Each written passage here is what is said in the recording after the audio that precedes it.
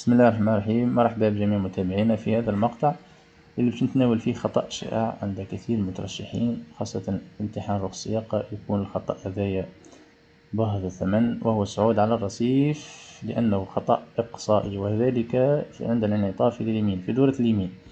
ويكون الصعود عادة بالعجلات الخلفية، يعني نادرا يكون الصعود بالعجلات الأمامية، وذلك الأسباب من جملة الأسباب انه الكونديدا بدا يدور الفولون قبل الروبير عطاه المونيتور ويمنع من العجلات الاماميه، ولكن لا يعني هذا انه رانا باش نمنعه بالعجلات الخلفيه. يعني ممكن هنا نصعد على الرصيف بالعجلات الخلفيه.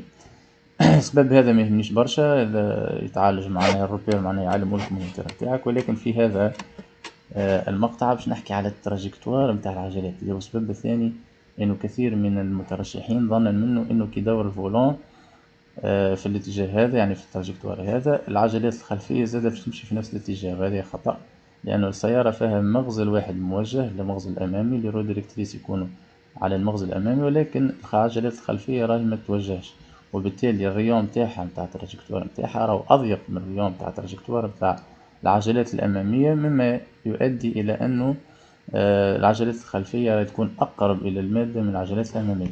نتبعوا مع بعضنا هذا الشيء. الجيومتري متاع الفيراج ما تركزوش معاه برشا، باش نحدد أنا تو السونتر متاع التراجكتوار. هنا عندنا لونغل دو براكاج متاع العجلات تقريبا مع المحور متاع العجلة. نسطرو نفهمو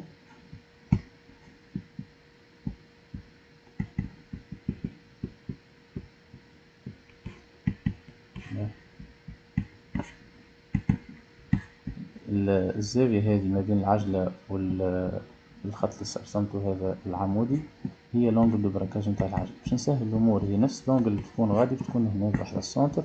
باش نسهل الأمور باش ناخد الزاوية القايمة على محور متاع العجلة، متاع لاكس تاع العجلة، وباش نسطرو باش نحددو السونتر متاع الفيراج. فوالا هكايا حددنا السونتر تاع الفيراج. الأوبجي هذا محشرتنا بيه، هذا كذلك محشرتنا بيه.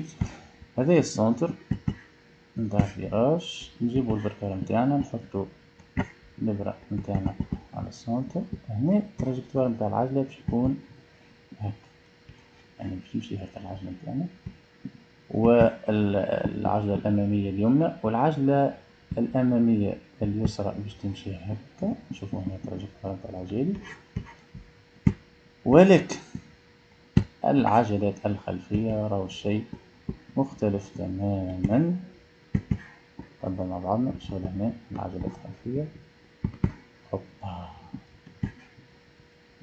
هوبا، أضيق، نفس السيركل، نفس السونتر، أما راهو الريون الشعاع مش كيف شوف كيفاش. فوالا نتبعو مع بعضنا. لو اللون الأخضر هو التراجكتوار متاع العجلات الأمامية، يعني لو فرضا نقولو المادة متاعنا موجودة بهذا الشكل،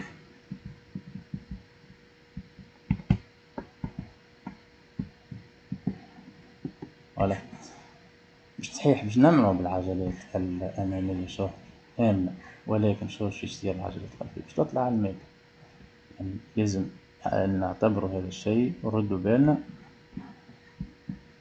نراعيو المسافة التراجكتوار متاع العجلات الخلفية حتى لا نقع في هذا الخطأ الإقصائي، لأن الخطأ هذايا مرة واحدة يصير يقع تأجيلك على الفور.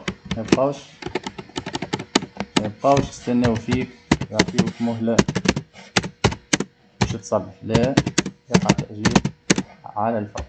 هذا هو بالتوفيق والنجاح لجميع متابعينا، وكذلك تلامذتنا اللي مسجلين معنا في مدرسة عرفة الوتاتاني. هذا هو، نتلقاو إن شاء الله في فيديو قادم وفي فائدة جديدة، والسلام عليكم ورحمة الله.